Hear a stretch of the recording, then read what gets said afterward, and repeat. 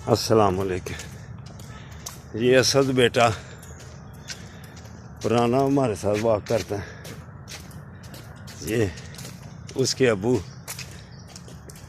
Dubai से आए हैं आप? जी सर, दुबई से आए हैं ये उसके अबू। अब ये अबू के साथ अपने आता है तो माशाल्लाह अबू भी ठीक है इसके। तो दोस्तों आप भी आए इधर। ये सारे लोग इस वक्त वॉक कर रहे हैं, आप सोए हुए हैं। तो क्या सोए रहने से आपकी सेहत बनेगी? नहीं। इस वक्त उठ जाओ,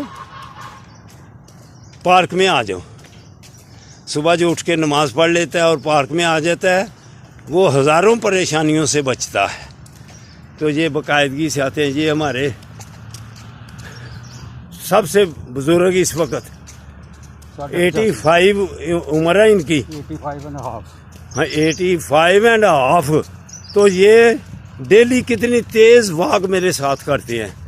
तो अगर आप जवान हैं फिर भी आ जाएं, अगर आप बूढ़े हैं फिर भी आप आ जाएं, आकर जवान हो जाएं। आके इंशाअल्लाह ताला आज साहब कह रहे हैं कि जवान हो जाओगे इधर।